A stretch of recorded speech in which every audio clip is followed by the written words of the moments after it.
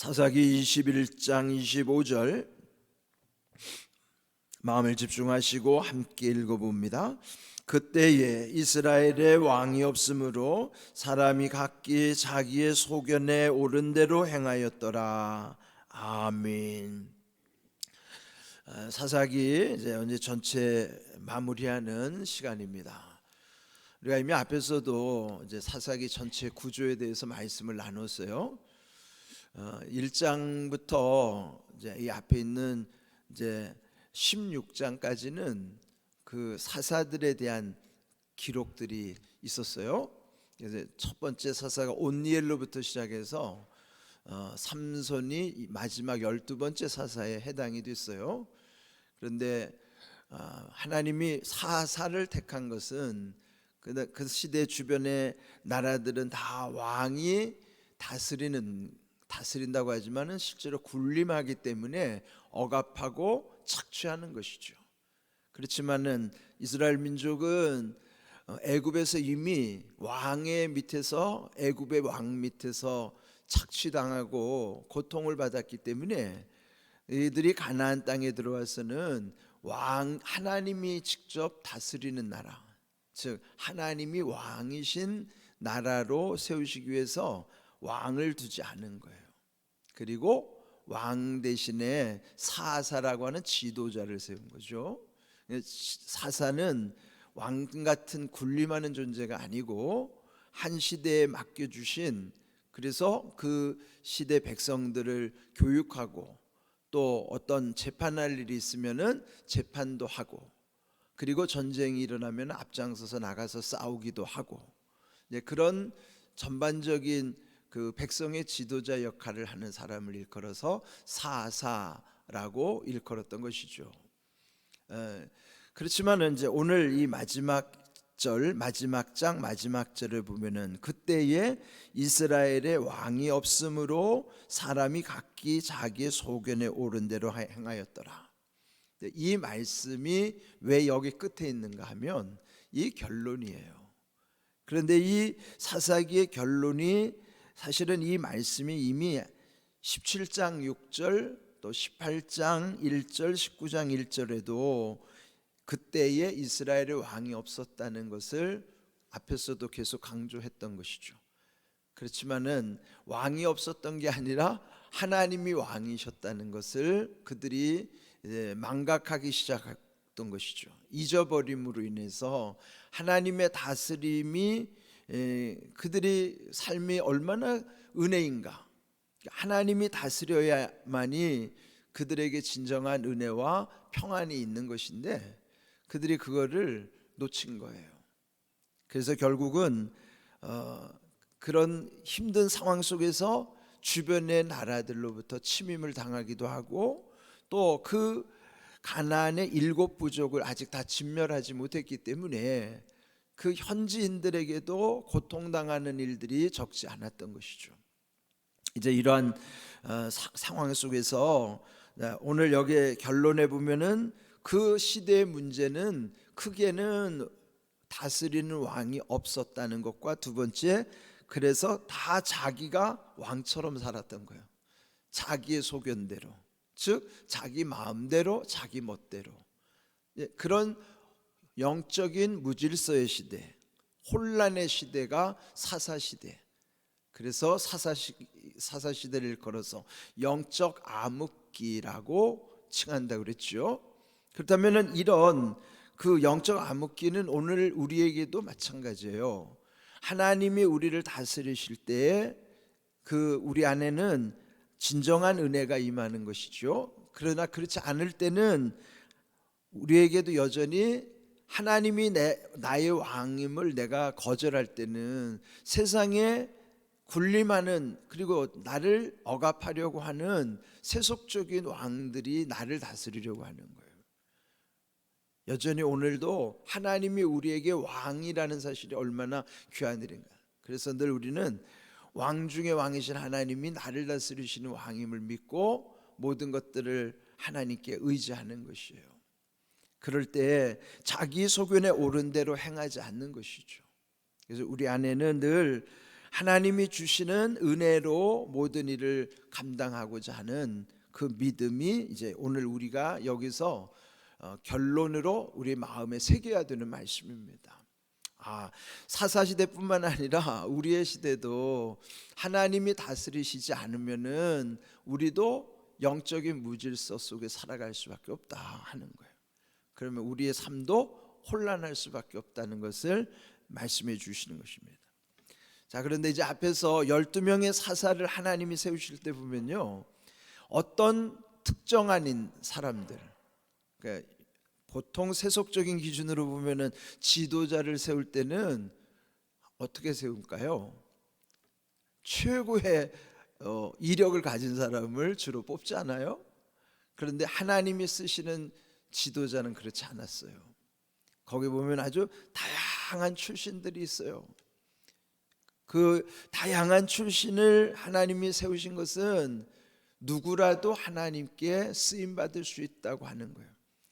되게 자기를 돌아볼 때는 나 같은 게 어떻게 하나님 앞에 쓰임 받겠나, 그런 어떤 열등감이 많아요, 우리 속에는.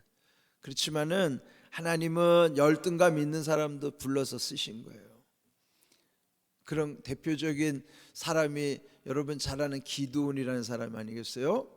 기드온은 농사 짓는 사람인데 하나님은 그 농부까지도 불러서 쓰시는 것이죠. 근데 처음에 기드온을 불렀을 때 그는 너무나 소심해서 하나님이 정말 함께 하시는지를 시험하기 위해, 그러니까 여러분 앞에서 다 이미 묵상했던 내용이지만은 그 양털 시험을 하잖아요. 그럼 정말 하나님이 나와 함께 하신다면은 이 양털 한 뭉치를 둘 테니 내일 새벽녘에 그 양털 한 뭉치 거기에만 이슬이 내리게 해 주십시오. 거기에만. 그런데 정말 그 아침에 가봤더니 그 양털 한 뭉치를 짜서 그 물이 흥건하게 흘러내리는 걸 보면서 그럼 당연히 하나님 함께 하신다는 확신이 있지 않겠어요? 그런데 이번에는 또다시 다음 날, 그러면 하나님 이번에는 양털에만 이슬이 맺히지 않게 뽀송뽀송하게 해달라고. 그런데 그 다음날 가보니까 정말 기드온의 요청대로 거기에 한 솜털 한 뭉치에만 아주 이슬이 내리지 않고 모든 천지에는 다 흥건한데 거기만 뽀송뽀송한 거예요.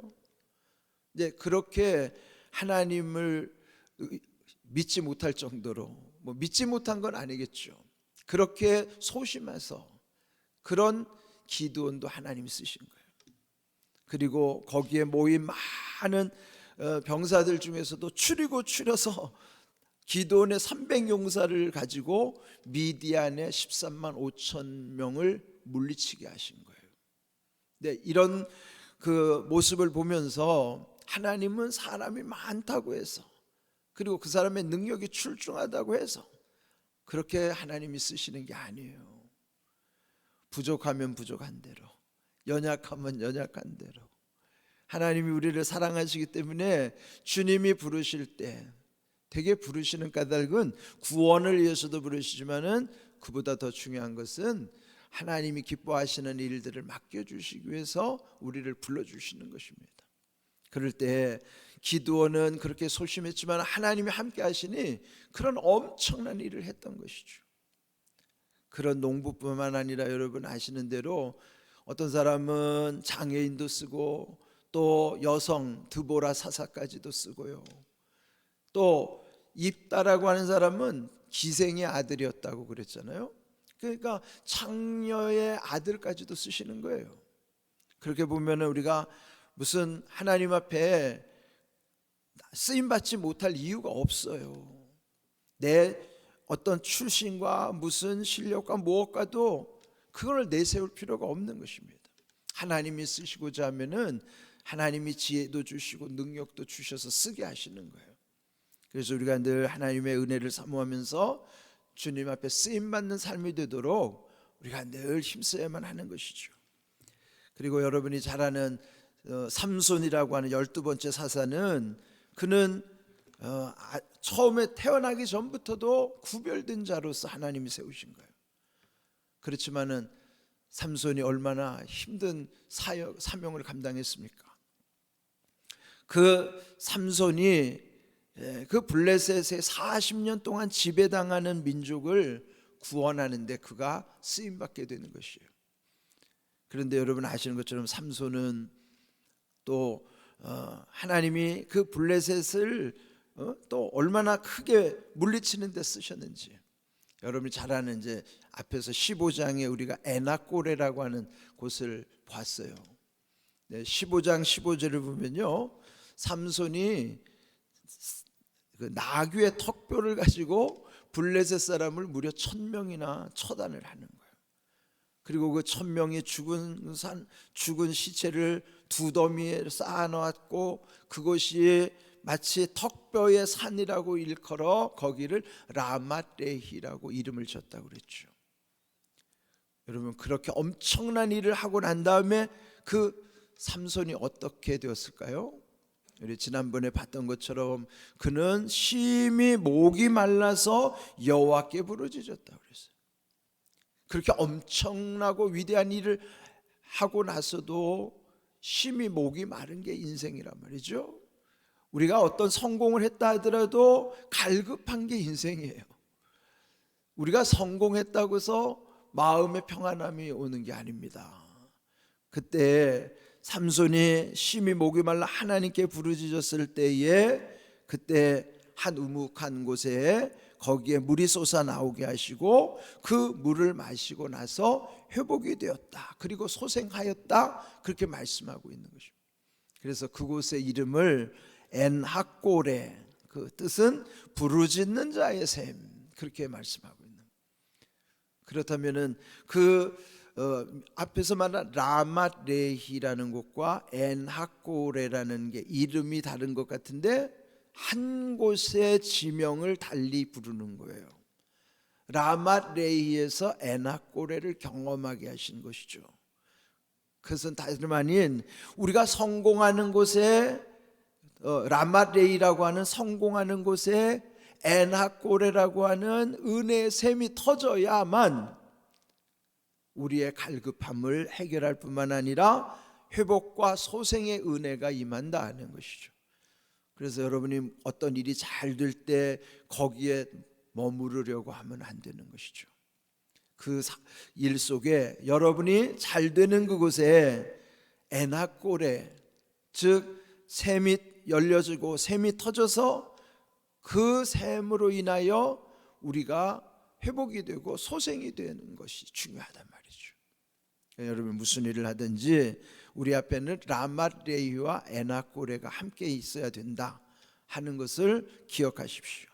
그 엔하꼬레라는 뜻이 부르짖는 자의 샘이라는 것처럼 우리가 부르짖을 때 우리 앞에도 오늘 나에게 합당한 엔하꼬레의 은혜가 임하게 하시는 것입니다. 여러분이 어떤 일을 하시든지 그 일이 때로는 좋은 일일 수도 있지만은 뜻하지 않는 힘든 일을 만날 수도 있어요. 그러나 하나님께 부르짖어 기도할 때에 이 삼손과 같이 우리에게도 엔하꼬레의 은혜를 열어주시는 거예요. 그럴 때 우리가 회복이 되는 거예요. 그래서 여기 말씀처럼 회복되어 소생하니, 소생이 다시 살아난다는 거잖아요. 그래서 회복과 소생의 은혜, 우리가 하루를 마치고 잠이 들면은 아침에 이렇게 일어나는 거, 그걸 소생이라고 그러잖아요. 어제까지 지쳐 있었지만은 그것을 잠을 통해서 또다시 회복과 소생의 은혜를 주시기 때문에 새로운 날 또 새 힘을 얻어 살아갈 수 있는 것처럼 여러분의 새벽 기도 때마다 늘 부르짖는 자의 샘 엔하꼬레를 경험할 수 있기를 축복합니다. 그러면은 매일같이 우리의 인생은 지칠 수밖에 없어요. 기계가 아닌 이상, 기계도 닳아서 결국 고장이 나면은 그것도 이제 나중에는 다 폐기할 수밖에 없는 것인데, 사람도 우리는 기계도 아닌데요. 그렇지만은 이렇게 매일 하루가 지치지만은 또다시 회복시키시고 소생시켜 주시는 은혜 안에서 다시 새 힘을 얻고 살아가게 하시는 거예요.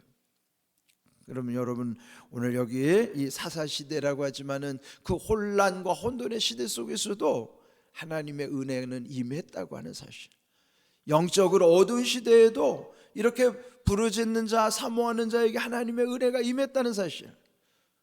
요즘 우리가 이 시대를 한탄할 것이 아니라 이때도 은혜 구하는 자에게 하나님이 은혜를 부어주심을 믿고, 여러분의 평생 동안에 어떤 라맛 레히만 경험하지 마시고 반드시 에나꼬레라고 하는 부르짖는 자의 삶의 응답, 그런 주님의 은혜를 날마다 경험하면서 오늘 여기 주신 말씀처럼 비록 그 시대가 이스라엘 왕이 없으므로 자기 소견대로 행하다가 그렇게 그들이 고통을 느꼈지만, 우리는 이런 것을 반면교사로 삼아서 늘 주님 바라보면서 하나님이 함께 하심을 체험하는 복된 믿음. 그래서 우리에게는 영적 암흑이 없어야 돼요. 영적 암흑이 없는, 늘 주님이 빛의 근원이시기 때문에 그 주님 안에 광명한 은혜 가운데서 모든 일을 행하고 감당할 수 있는 삶이 되기를 주님의 이름으로 축복합니다. 아멘.